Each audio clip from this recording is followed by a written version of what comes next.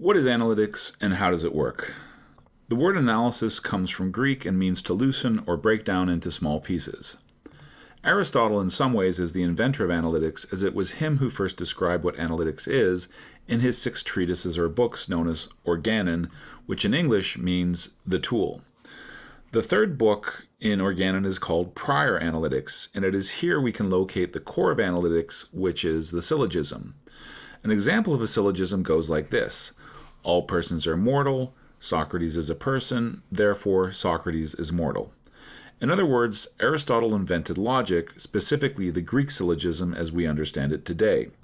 Although it should be said that similar forms of logic were independently invented in China and India.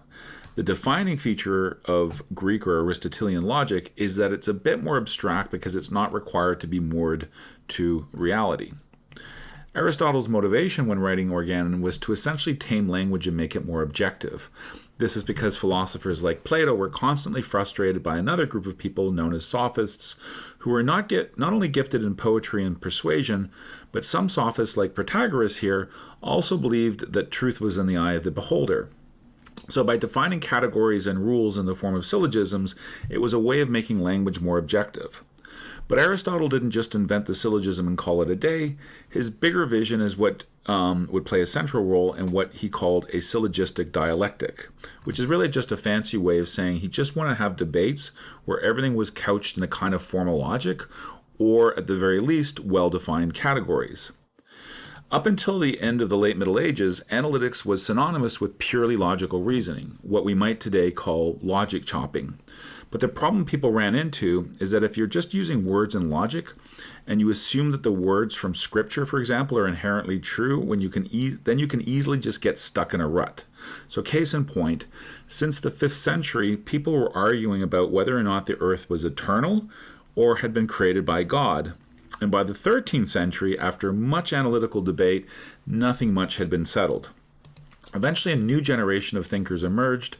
Think of Leonardo da Vinci or Galileo, and yes, even William Shakespeare.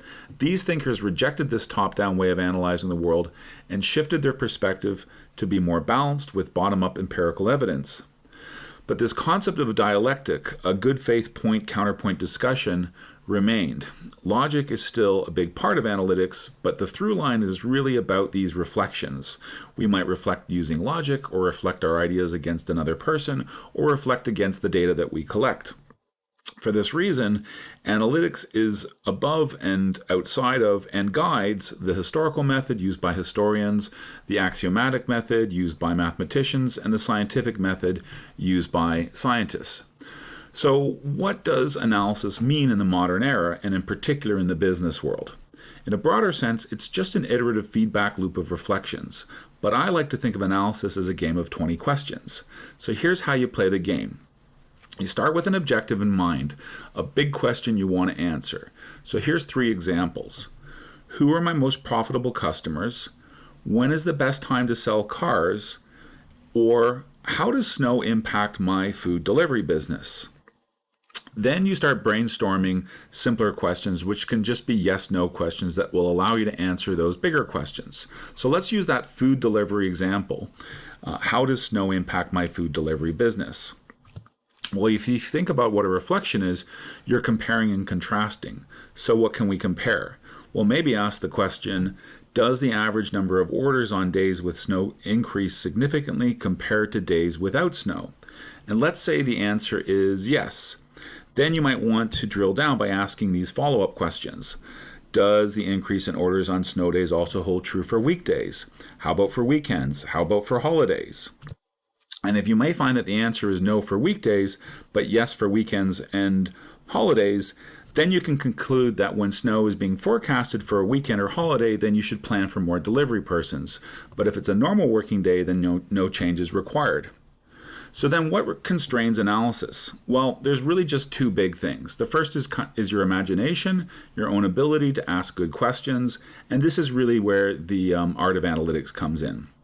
The second big constraint is your access to clean and trustworthy data that is fit for use. We're going to get into the topic of data quality and other topics like this in future videos. Oh, and by the way, Protagoras was correct and both Plato and Aristotle were wrong, but nevertheless, Aristotle invented something very useful in the process. Here's how you can contact me, and I hope you enjoyed this video. That's all, folks.